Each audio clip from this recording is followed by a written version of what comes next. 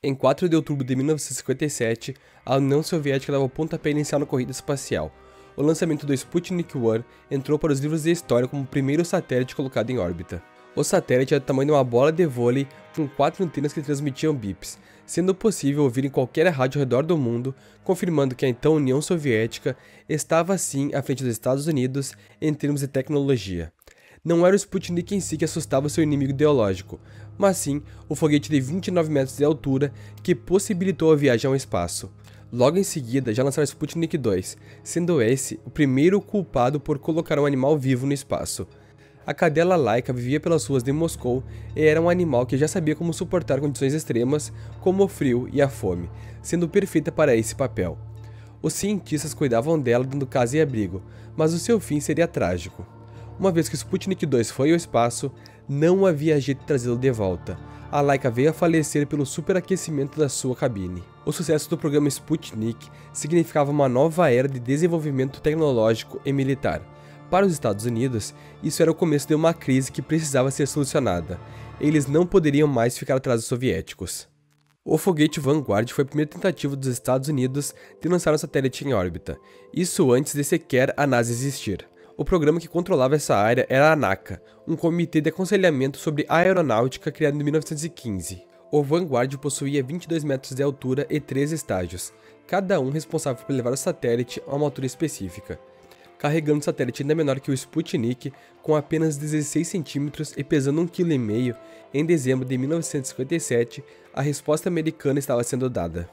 O foguete foi lançado e pouco tempo depois caiu e explodiu. A imprensa aproveitou o momento para zombar da tentativa, chamando de Kaputnik. Não seria esse fracasso que abalaria o governo americano.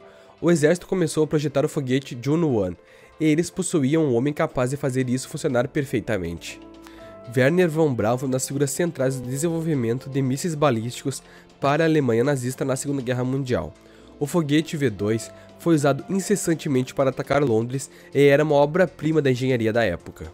Após a derrota da Alemanha nazista, von Braun e sua equipe foram levados secretamente para os Estados Unidos através da Operação Paperclip, e era com a ajuda deles que os americanos conseguiriam atingir o seu alvo, o espaço.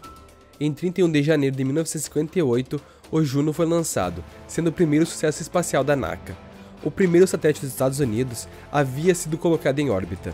O trabalho de von Braun e de seu grupo de ex-nazistas foi fundamental para o sucesso do programa, e embora tenha um passado extremamente controverso, ele se tornaria uma figura muito importante para a NASA.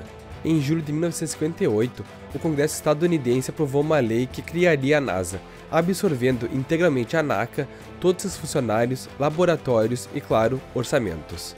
Ainda em outubro de 1958, a NASA já dava seu primeiro grande passo.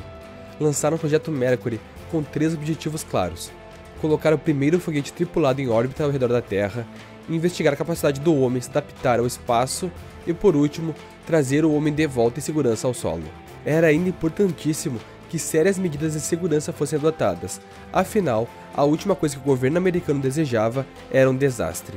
A Mercury possuía um sistema de escape de lançamento para separar a cápsula com segurança do seu propulsor em caso de falha, e contava ainda com 2 paraquedas, sendo um o reserva para caso o primeiro falhasse. Vários projetos foram testados com diversos objetivos em mente. Para reduzir os pesados custos da NASA, os primeiros foguetes possuíam apenas 15 metros de altura e foram chamados de Little Joe. O primeiro lançado foi em 1959, sendo um completo fracasso. Pouco tempo antes do lançamento, a cápsula foi lançada inesperadamente sem o seu propulsor. Mais 7 lançamentos foram feitos com o Little Joe, até que em 1º de setembro de 1959 lançaram o Big Joe, que era um pouco maior. A NASA prosseguiria em 1960 com o Mercury Redstone e também o Mercury Atlas, ambos com mais de 25 metros. Após deixar tudo alinhado com seus foguetes e cápsulas, era hora de realizar os testes com tripulações de animais.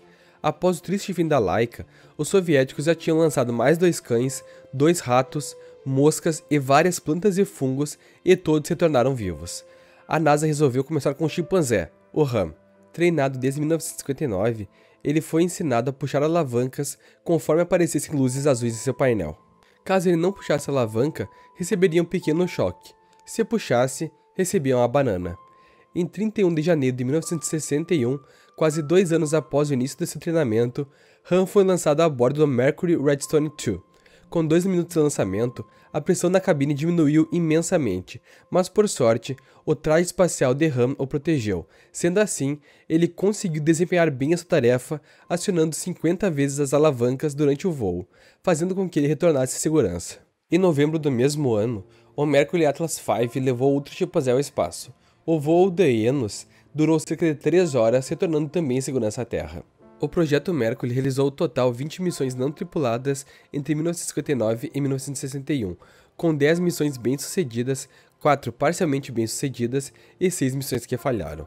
A NASA estava ansiosa para levar o primeiro americano ao espaço, mas os soviéticos mais uma vez estavam na frente.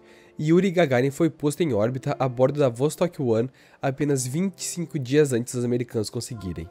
O marco de Yuri Gagarin foi alcançado em 12 de abril de 1961, durando 1 hora e 48 minutos de voo, enquanto o americano Alan Shepard ficou apenas 15 minutos.